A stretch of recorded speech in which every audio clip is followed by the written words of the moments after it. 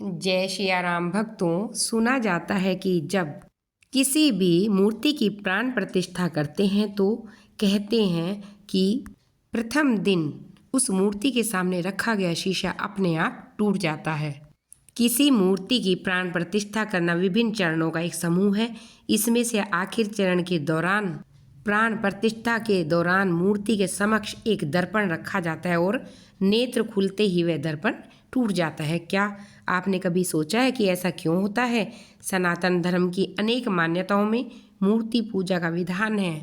भक्त अपने ईश्वर को किसी भी रूप और किसी भी स्वरूप में पूजते हैं। कोई उस सर्वोच्च शक्ति को गणेश के रूप में, तो कोई कृष्ण के रूप में, तो कोई राम के रूप में, तो कोई दुर्गा के रूप में।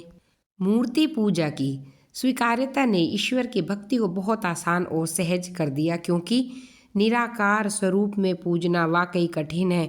मूर्ति पूजा का विधान होने की वजह से हिंदू धर्म में प्राण प्रतिष्ठा भी होने लगी है।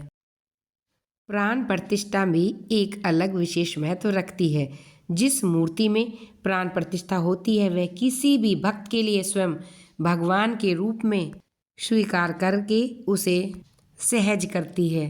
शास्त्रीय विधि विधान के द्वारा की जाने वाली प्राण प्रतिष्ठा विभिन्न चरणों का एक ऐसा समूह है जिसके द्वारा मूर्ति में दैवीय ऊर्जा का संचार किया जाता है और वह मूर्ति उस विशिष्ट ऊर्जा का सचेतन अवतार बन जाती है। मूर्ति की आंखों को प्राण प्रतिष्ठित तक एक पट्टी से ढक दिया जाता है और करीब 1 सप्ताह तक पूजा पाठ और मंत्रोच्चारण किया जाता है। प्राण प्रतिष्ठा के अंतिम चरण में एक विशेष चरण है जिसे चक्षु उन्मीलन कहा जाता है।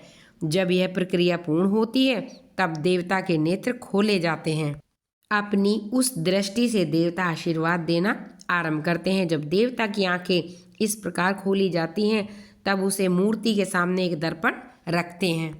देवता भी उस दर्पण में अपने उज्जवल व्यक्तित्व को देख पाते हैं, लेकिन जब उस मूर्ति में ऊर्जा की प्रचुरता हो जाती है या जब प्राण प्रतिष्ठित मूर्ति अत्यधिक ऊर्जावान हो जाती है तो नेत्र खोलते ही सामने रखे दर्पण से वह ऊर्जा टकरा जाती है, जिसके प्रभाव से यह दर्पण टूट जाता है। लेकिन यहाँ सवाल यह उठता है कि जब मूर्ति के नेत्र खुलते ही सामने रखा शीशा टूट जाता है तो वह मूर्ति भक्तों और अपने समक्ष खड़े अन्य लोगों को कैसे चोट नहीं पहुंचाती? निश्चित रूप से उस मूर्ति में बसी उस दैवीय शक्ति के विवेक और करुणा का ही प्रभाव है।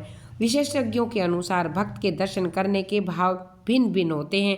प्राण प्रतिष्ठा होने के पश्चात भक्तों को सबसे पहले ईश्वर के चरणों के दर्शन करने चाहिए और उसके बाद उनके चेहरे को देखना चाहिए। भगवान की मूर्ति की प्राण प्रतिष्ठा की एक पूरी विधि एवं प्रक्रिया होती है। कई दिनों तक पूजा पाठ व वैदिक मंत्रों के द्वारा पूर्ण की जाती है।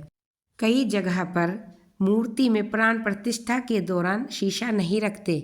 इसे लेकर अलग अलग मान्यताएं हैं। हालांकि राम मंदिर प्राण प्रतिष्ठा के दौरान मूर्ति के सामने किसी तरह का शीशा नहीं रखा गया।